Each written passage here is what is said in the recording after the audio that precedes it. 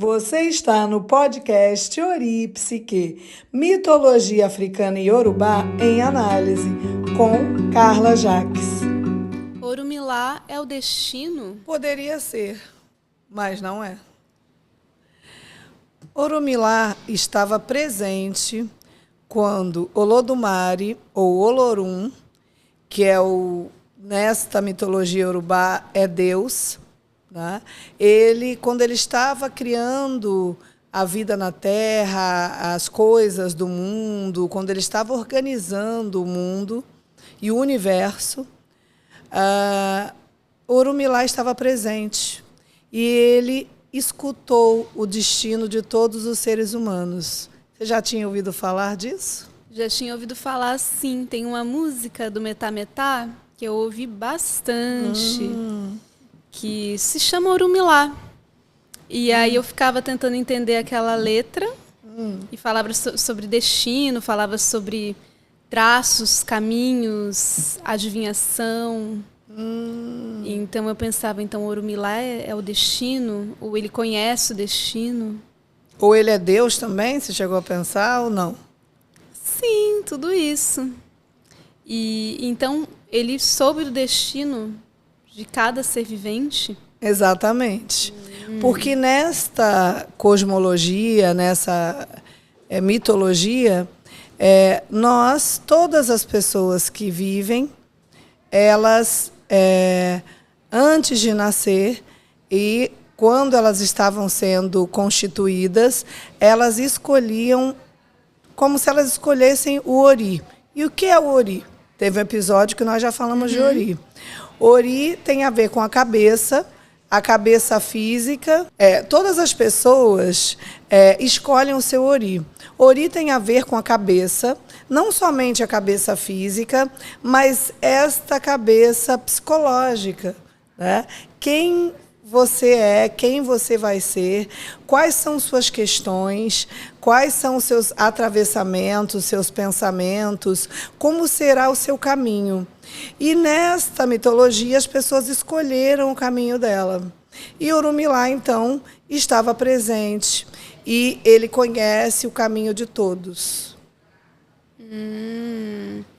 E ele conhece o caminho de todos e aí ele acompanha Olodumare a criar os seres viventes. Tá, entendi. Então ele não é o destino. Ele é aquele que sabe os nossos destinos. Exatamente.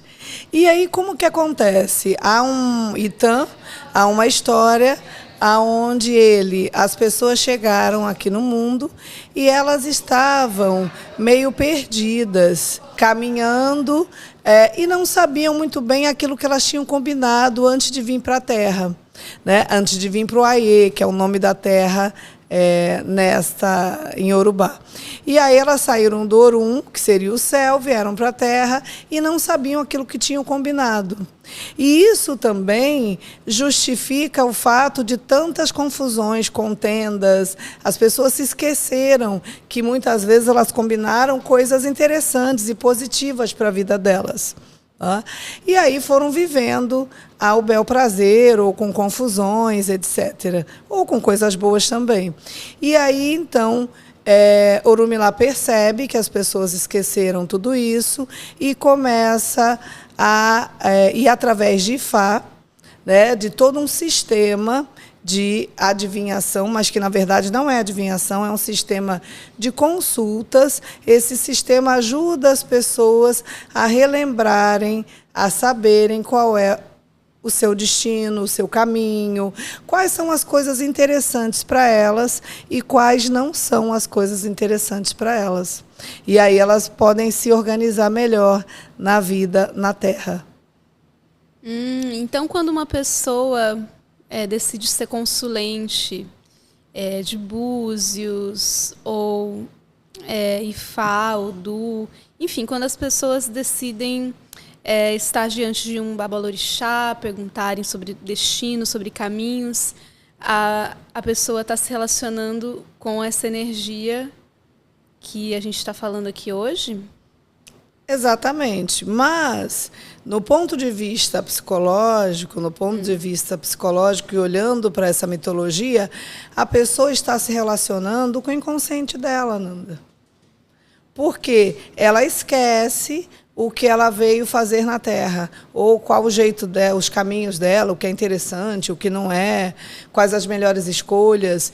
E aí, nessas questões, através da sincronicidade, né, o Jung e a von Franz falam da sincronicidade.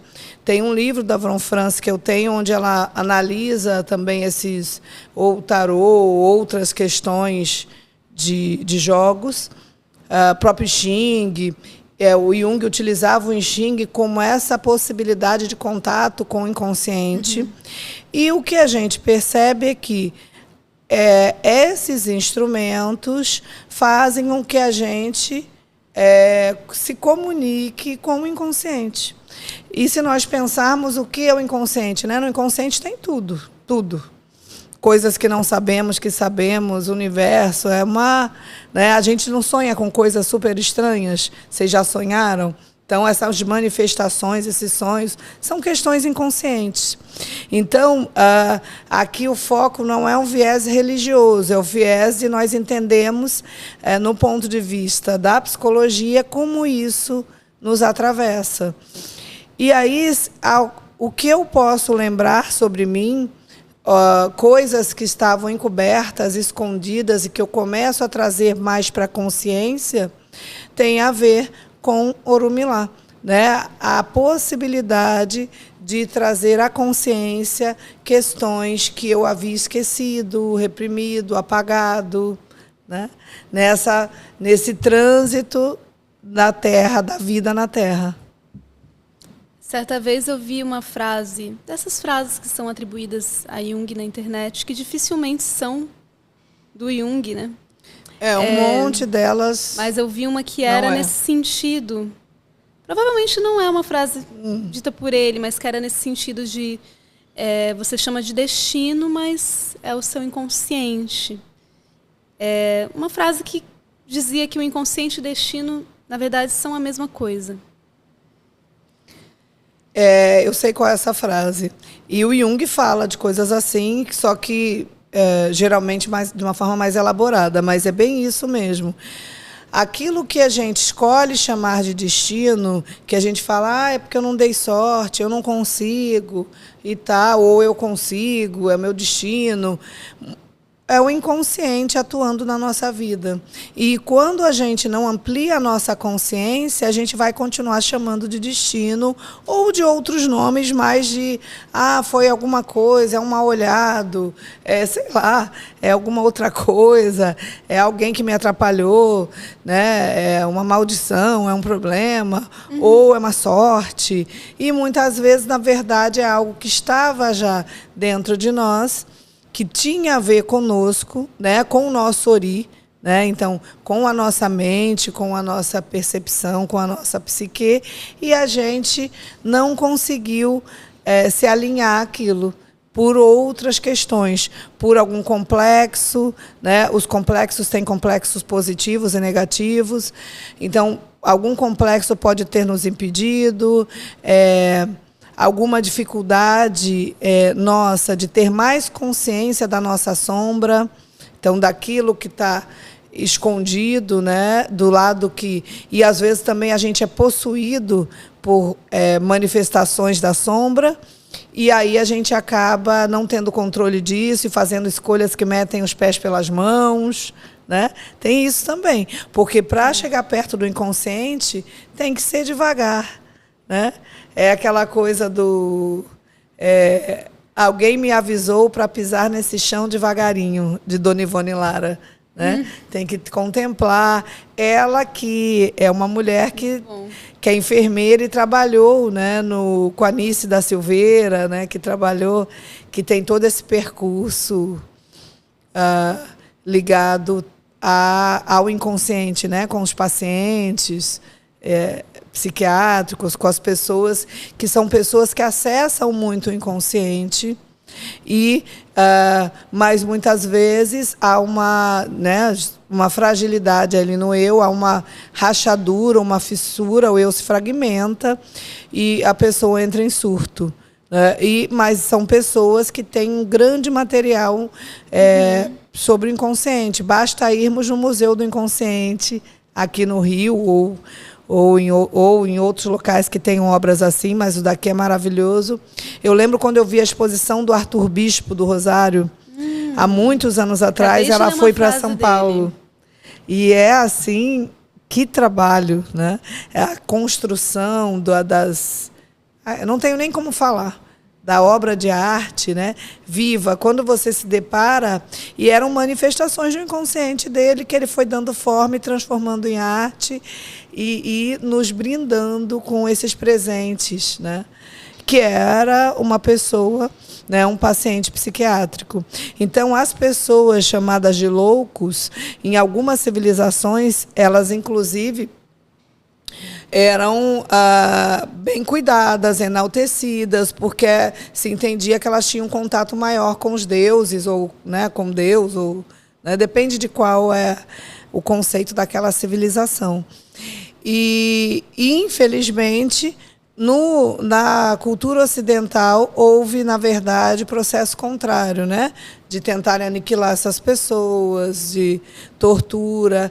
E eu, ainda bem, tive o prazer de participar da luta antimanicomial e colaborar para que essas pessoas pudessem ter o acesso que já era delas, já devia ser delas, né? Viver, simplesmente. E também para que pudéssemos aprender com elas e elas conosco, né? Ter uma troca aí.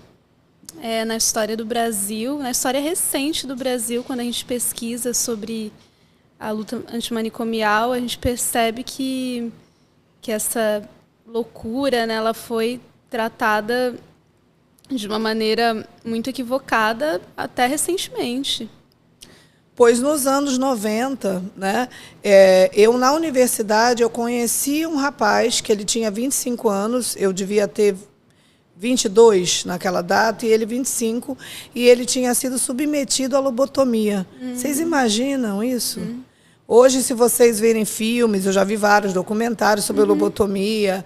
O cara que criou, infelizmente, ganhou o prêmio Nobel. Me lembrei agora da irmã dos Kennedys, fizeram lobotomia nela. Porque ela era uma moça, porque ela era uma mulher feliz, porque ela gostava de passear, de festas e tal, e não cabia na família naquela época. Ele fez e acabou com ela. Ela teve lesões, é muito triste. E esse paciente, eu me lembro que eu tive um professor, infelizmente, vocês já viram aquelas... As cadeiras que ficam assim e a pessoa fica no meio? Já viram em filme, então. Eu tive uma sala de aula assim, na UFRJ. E aí o professor botou o paciente no meio e começou a fazer perguntas. Eu fiquei horrorizada. E eu observava que era eu e mais poucos horrorizados. Umas 3 pessoas. Perguntas da vida íntima. Aí uma menina perguntou se ele era virgem. Aí eu olhei e falei, o que é isso? Expondo esse rapaz que fez lobotomia. E ele fez porque ele era um pouco agressivo para a família, se envolvia em brigas, e aí aquilo acabou com a vida dele. Ele era uma pessoa que você via que ele ficou, obviamente, com uma lesão cerebral e, com isso, né, com um déficit cognitivo sério. É isso. Então, assim, nos anos 90 eu vi isso, eu vi pessoas, conheci pessoas e ajudei que moravam na grade, assim, ficavam em grades, tirei pessoas de grades, conheci pessoas, eu lembro de um dos eventos que eu fui em muitos, conversando com uma moça, que ela dormia num negócio de palha, era uma palha no chão, e depois aí passou a dormir numa cama de pedra, botaram cimento sem colchão, ficou anos vivendo assim. Aí, com a reforma, nos anos 90, ela pôde ter um espaço adequado de vida. E era uma moça tranquila, normal, como todas as pessoas, né? É isso. Porque a loucura não é esse monstro assim, não. E aí a gente estava falando de inconsciente ter a ver com destino, dessa figura de Orumilá, então, nos contar sobre isso. E aí a gente passa um pouco sobre adivinhação, a gente passa um pouco por o que é entendido na sociedade como loucura. mas Orumilá, eu ainda não tenho a imagem dele na minha cabeça. Então, assim, ele carrega também símbolos, carrega objetos, como a gente já trouxe em outros episódios? Eu acho que os objetos que podem falar são ligados aos jogos de adivinhação. Né? Os búzios, o opelé, se eu não erro o nome, Ifá, são esses objetos. Mas não é como é que eu posso dizer? Não vou entrar nisso porque é um viés religioso, então vou voltar aqui para essa questão. Não é como os demais orixás apresentados aqui, as demais divindades. Né? É uma divindade que possibilita esse contato. Então, maior contato com aquilo que o nosso ori esqueceu. Pronto. E nos ajuda a equilibrar, vamos dizer assim. Né? Entendi. Então, por exemplo, o processo terapêutico em si. Interessante. Né? A gente pode dizer que quando a gente está em terapia, né, e quando a gente está interpretando um sonho, quando a gente está trazendo algumas questões inconscientes, descobrindo lados, quando você descobre na terapia um lado seu que você nem imaginava. Não, eu não sou. Eu me lembrei de uma pessoa que ela dizia assim, poxa, ela me pediu ajuda, né? Era uma aluna conversando, e aí ela chegou para mim e falou que queria conversar sobre algo. Ela disse assim, pois todas as pessoas acham que eu sou arrogante. Eu não sei por que acham que eu sou arrogante, eu não sou arrogante. E aí eu fui conversando com ela e trabalhando um pouco ali, mas como professora, eu dava aula de desenvolvimento pessoal nessa turma, professora era no curso de administração.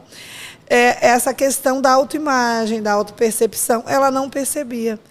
E anos depois eu encontro essa aluna, eu entro da aula no curso de psicologia, numa outra universidade, e quem estava sentada ali, eu olho, era ela. Terminou a aula, ela veio falar comigo. Não sei se você lembra de mim, mas falei, óbvio que eu lembro de você. E falei o nome dela e tal. E ela estava muito diferente, muito mais suave. Por quê? Ela começou a perceber aspectos da sua psique que ela não percebia. Né? Então, no seu ori, alguns aspectos começaram a ficar mais integrados. E ela ficou mais alinhada com quem ela era, de fato. Isso é bem interessante. Então, quando você está em terapia e descobre algo sobre si que você não imaginava, a gente pode dizer que há esse diálogo com essa imagem arquetípica de Orunmila. Já que arquétipo é algo que não tem representação, Jung dizia. O arquétipo, ele não tem forma. Não adianta a gente falar o arquétipo disso e desenhar o arquétipo. Não dá para colocá-lo em forma. O que nós vemos são imagens arquetípicas, como vemos em desenhos, né, nos animes, filmes, etc. E aí vai. E também nas expressões, em algumas outras expressões de culturas sobre mitos. Muito bem. E aí, trazendo essa conversa mais para a psicologia analítica, a gente pode também trazer um trecho do seu mais recente livro.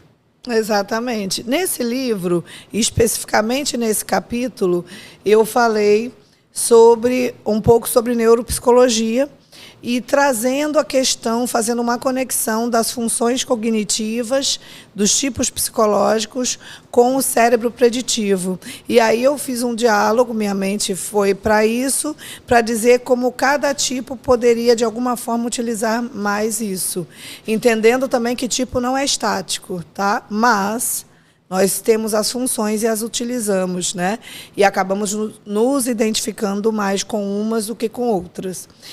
E aí, eu estava falando da questão do cérebro preditivo e a Nanda vai ler um pedaço aí, onde eu trouxe a questão de Orunmila.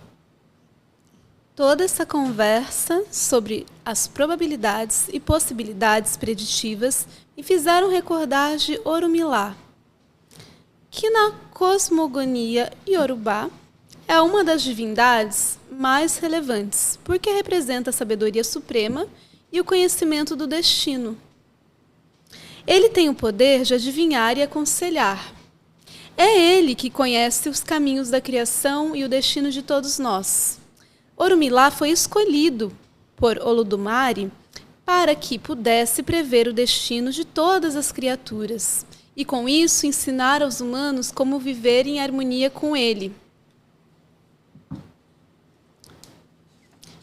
Ele nos aponta um trajeto para que possamos lidar com a vida realizando, através das previsões frente à realidade, as melhores escolhas.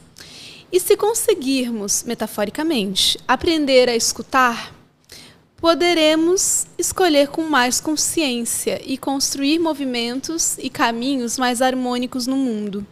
Lembrando que as previsões não são uma sentença, e sim um apontamento para possibilidades de ação. Bonito, né? Achei bonito.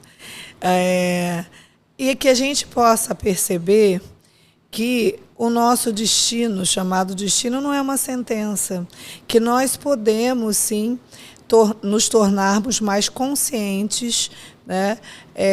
Ampliarmos a consciência de nós mesmos, porque nesse processo onde eu me conheço, eu começo a conhecer mais o outro. Então, a mensagem é que você possa, que eu possa, que a Nanda possa conhecer mais a mim mesma, né? Que cada um possa conhecer mais a si mesmo e que nesse caminho amplie a consciência de si e a consciência do outro e a consciência do mundo.